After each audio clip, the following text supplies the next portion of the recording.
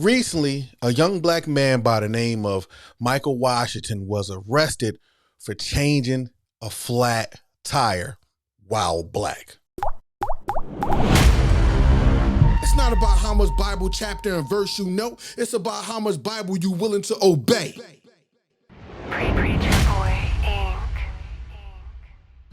Michael Washington, 24 years old, said he was on his way to pick up his little brother on December 2nd, when his tire blew out really bad.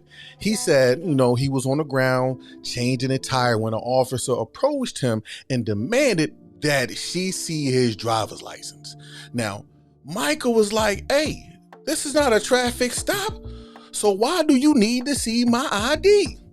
Now, before y'all say, well, he should have just complied and gave her his license. Well, listen, he did. He gave her his driver's license. He gave the officer his driver's license, but he continued to ask her like, hey, what's going on here? I didn't do anything. I'm changing my tire. She got mad. She was on her power trip and he said she pulled out her taser because she got aggravated and tased him. And that's where the video pick up. Stand up.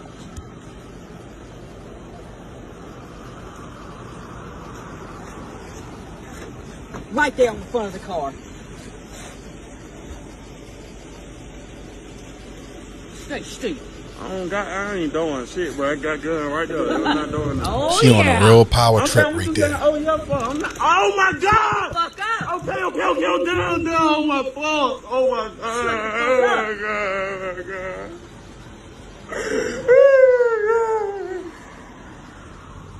And he handcuffed. You want it again? No, Shut the fuck up. You was big and bad. Shut your bitch ass up.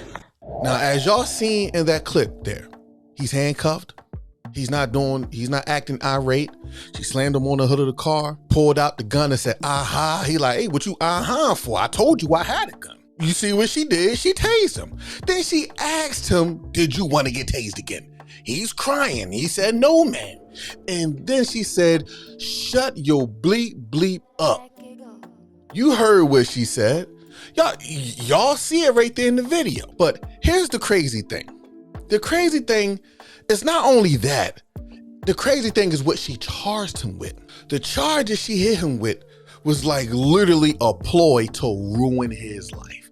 Like the charges she hit him with will put him under the jail for a very long time. Now keep in mind, if his little brother was not recording him, that man will probably still be in jail for one, and he'd probably be doing every bit of like 10 to 20 years based upon the charges that she hit him with once they got to the station.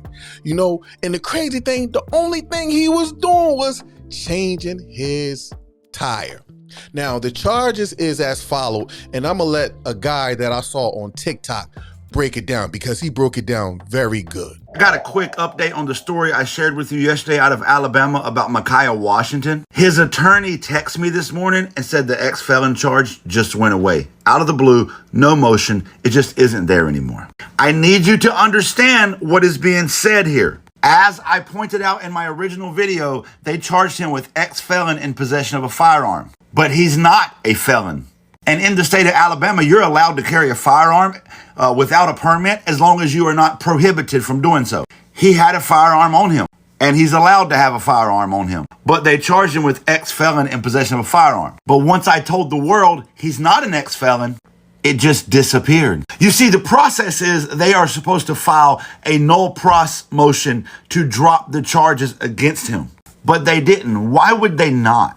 Because they don't want a paper trail that shows they blatantly charged him with something that he never should have been charged with. Because a paper trail would show that they couldn't even do the bare minimum of making sure he's not a felon before charging him as a felon. So in an effort to further cover up their bullshit, the motion just disappeared. This is how unserious our judicial system is. This is how unserious our policing system is. They charge and uncharged things at will. They charged him with drug trafficking. However, they never found drugs on him. They said they field tested and found fentanyl on him, but then later said that never happened. If you have not yet emailed the district attorney demanding that all charges against Micaiah Washington be dropped and that charges be brought up against Officer Dana Elmore, please do so now. They haven't been answering their phone because they've been getting a lot of phone calls. So you can try to call, but they probably won't answer. However, please email.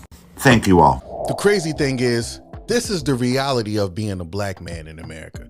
This is exactly what they did in the 90s with that crime bill, the whole stop and frisk laws and the 3-strike laws and all the rest. That's what they did to us black people. They stopped us. They put charges on us and threw us in jail in drones.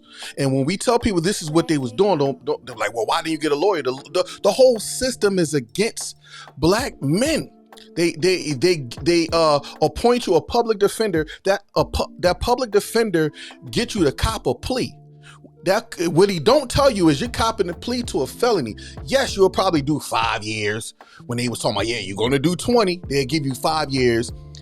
You still, when you get out now, you're a felon, and now you can't get a job. And what you're going to end up doing? You're going to end up committing crimes because now you're a convicted felon. You can't get a job. So by default, they made you a criminal. But that's not the case in this situation. You know, I'm just telling y'all what happened in the 90s, why they threw a lot of, and how they threw a lot of black men in jail, and how a lot of those black men got those long sentences. That's exactly what they did to black men and young boys in the 90s. Now, if his brother was not filming that incident, that young man would be in jail for a very long time for literally no reason other than changing his tire while black. Now, he did a recent interview on the whole ordeal. Let's check out the video. I'm only going to play a little small clip of it, but the full video, I'm going to put it down in the description if y'all want to go watch the whole video. Trying to process everything. Yeah, I'm doing fine at the most. So. And so are you aware that this has gone national, this video? Yes, man. Like, I've been trying to actually just stay out social media because, like, I don't like seeing the video. Like, it just do something to me. I just can't watch it. Like, me personally. Like, I can watch it, but, like, with the sound on, no, I can't do it. So take me back through what you remember. I mean, from what your attorney said, you were just simply out changing a tire near your home? Yes, man. Like, I was near my aunt's. I was going to pick up my little brother because I always go get him, like, every other weekend or whatever. So, but I had a baby shower, like, the next day, so I told him I was going to come get him. So when I finally made it down there, like, Gordo area coming into a reform, my tire had a real bad blowout. So I was trying to call my aunt, but, like, I couldn't get in touch with her, so I tried to get the car closest I could to her. So once I got there, I parked and I walked to her house or whatever.